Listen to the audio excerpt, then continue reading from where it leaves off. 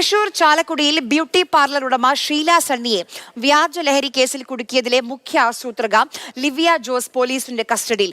മുംബൈ വിമാനത്താവളത്തിൽ നിന്നാണ് ലിവിയ പിടിയിലായത്. MS ലിഷോ വിവരങ്ങളുമായി നമുക്കൊപ്പം ചേരുന്നുണ്ട്. ലിഷോ, ഏറെ കോളിളക്കം സൃഷ്ടിച്ചൊരു കേസാണിത്. ഒടുവിൽ ഇതിന് പിന്നിൽ ആരാണ്, ഇത് ആസൂത്രണം ചെയ്തത് ആരാണ്, ഗൂഢാലോചന നടത്തിയ ലിവിയെ പിടികൂടാനായിട്ടുണ്ട്.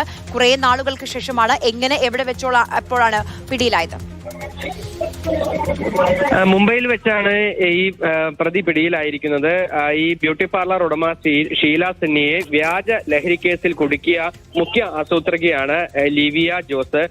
ഈ ഷീല സണ്ണിയുടെ ബന്ധു തന്നെയാണ്. ദുബായിൽ നിന്ന് മുംബൈ വഴി നാട്ടിലേക്ക് എത്താനുള്ള ശ്രമത്തിനിടെയാണ് പ്രത്യേക അന്വേഷണ സംഘം പ്രതിയെ പിടികൂടിയത്.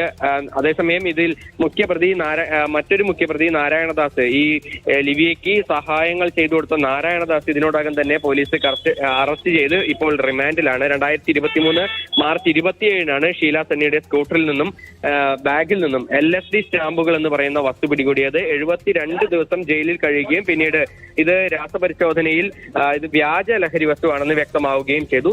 പിന്നീടായിരുന്നു ഈ അന്വേഷണം എല്ലാം തന്നെ നടന്നത്. ശരി, MS ലിഷോയാണ് വിവരങ്ങൾ നൽകിയത്.